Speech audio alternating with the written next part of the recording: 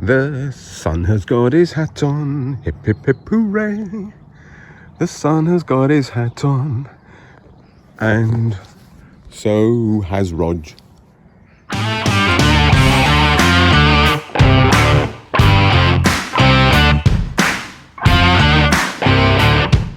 Welcome back to our garden on what feels like the first decent day of spring on Good Friday 2023. The sun is out, the sky is blue, and I'm in the mood for planting potatoes, seed potatoes. One of our favourite varieties, beloved and I, that we love to scoff, is one called Jazzy, which is not so easy to get hold of. It's a lovely kind of like a new potato, lovely flavour, lovely boiled, and with a little bit of butter or marge on the top. Whoa, fantastic. So we managed to find a pack of seed potatoes of Jazzy, and we're doing some green gardening here because we're trying out 3 different peat-free composts. So they contain recycled content of different types. We'll run through some details on the difference, and we're going to plant them in recycled waste bins. Thank you to Caerphilly County Borough Council, who decided to change the way that they recycle, and we kept those boxes, those bins. They've been in the garage for years and years. We knew they'd come in handy one day, so they're perfect really. They've got a good volume of space there for some soil, and they've got drainage holes ready in there. So we're going to grow our seed potatoes, our Jazzies, in 3 pots, ex refuse waste bins, and we're going to try out these 3 different composts. So what are the composts, I hear you ask? Well, very briefly, that's kind of the new version of my favourite compost, which is now peat free. So that will have a mixture of, it's got a bit of johniness, so it's going to have a little bit of soil in there, and it's got, I'm guessing, some coir in there, and it's got probably some wood pulp fibre, maybe a little bit of anaerobic digestate. I'm not altogether sure, to be honest, what they're including this year here in the UK, where the whole trade is experimenting with different types of peat-free compost because we have to. Let's not get into that. However, this one here I tried last year, and this has got a much higher soil content. It had like kind of clay granules, lovely kind of crumbly texture. It was like really good garden soil with organic matter added to it, to kind of, try and get that natural balance in the soil. And that's kind of the words natural and balance are being used increasingly here in the UK, that we need to understand that our soil, is full of living organisms, and we need to do our best to kind of give them the room and the environment for them to thrive, because if they're thriving, our soil is thriving, and if our soil is thriving, our plants and our crops are thriving. Talking of thriving plants, how do you like those daffodils there? I think, let's have a quick look. I think that's supposed to be pink mixed.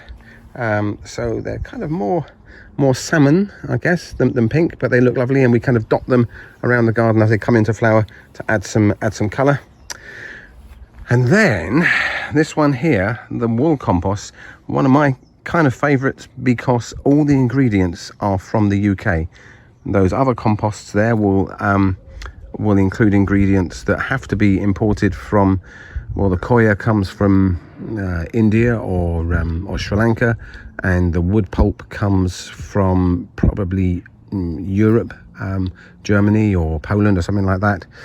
But this basically has got sheep's wool, and it's got some comfrey and some bracken added in there. The bracken and the comfrey will provide some nutrients, and that they reckon that the nutrients can last, from the comfrey in particular, can last for 12 months or more. And I have to say that this project is not about saving money. This is about kind of experimenting and just having the joy and the satisfaction of growing our own veg, our lovely Jazzy potatoes, and be able to pick them fresh. And just, I want to experiment to sort of compare the performance of these 3 composts. So you may well be revisiting these pots full of potatoes over the next few months. And this one although it's, you know, it's great that it's got kind of got all the UK ingredients, it does cost a few quid more than the others. But it's not just about saving a couple of pound, is it, with gardening? It's about saving the planet as well. And so I'm keen to support this initiative, and of using British ingredients and all these other guys, because the industry is working really hard to come up with composts that perform really well without costing the planet. So without any further ado, I'm going to tip some compost into these boxes, and then I'll show you how we're going to plant those potatoes. Here we go. Right then, mate, are you watching? This is how we're going to do it. So we're actually doing this a little bit later than perhaps I would have liked. We're doing this about a week into April, and normally I probably like to do this kind of middle to end of March. It's been a bit of a late spring, and I've been a bit busy and all those other excuses, so we're just doing it a little bit later, but that's fine. And what we're going to do, we've put some compost in about just under about a third of the way up the pot there, and we're just going to push these seed potatoes. I've kind of made a little bit of a hole underneath. You can see that some of these are really raring to go, and we're going to push them down a little bit so that there is some compost underneath them, but not much, if I'm honest, because where the action is with these potatoes is we're going to cover these over now, and as those shoots start to grow, we're going to bury some more of those stems, those leaf shoots, under some more compost. So we're going to keep on putting a few more layers of compost on there, and as we do that, it's going to protect the new shoots from any kind of frost we might get in the spring. And by burying a portion of the stem, about kind of that much of the stem underneath some compost, that's where the shoots of the potatoes will develop, and on the end of those shoots we'll have the little baby potatoes, which will swell up and hopefully fill this kind of pot of compost here for us to harvest. I suppose it'll be July, something like that.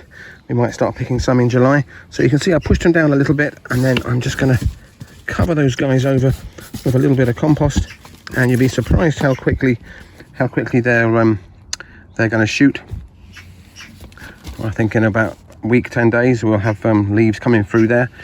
I might give them a little bit of a drink to see if we get any rain in the next couple of days. If not, I'll give them a bit of a drink. Interesting to note that the 3 different composts, this one here, because it's got much more soil in it, this what do they call it, planting soil with the biolife added in, was the heaviest by far. When I lifted up that bag, I had to put a bit of effort in. I'm not used to that, not used to working hard. So for me, that's a good sign, because it means there's more soil in there, which will help support these things to grow. So you can see I pressed those down already, so all I'm going to do is cover those over. There we are, boys, get growing. Come on, Jazzy spuds, let's be having you. Yes, now our sheep's wool compost, we'll cover those over there. I think I need to put a bit more compost in there. I haven't got much left in this bag.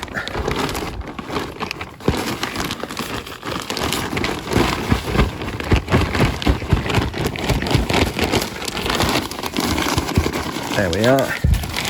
And we can just spread that over there. Now I think what I better do, just thinking about it, I'm going to get some labels and put some labels in each of these tubs, just to make sure I remember which compost is which. I could probably tell by looking at it, but just in case. There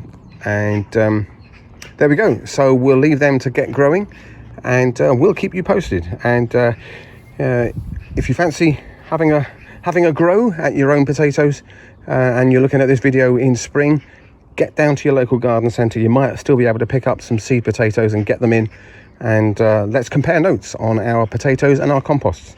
Thanks for watching. Any questions, any comments, we'd love to hear about it in our YouTube comments section. So it's good night from me, and it's good night from him. Thanks, bye.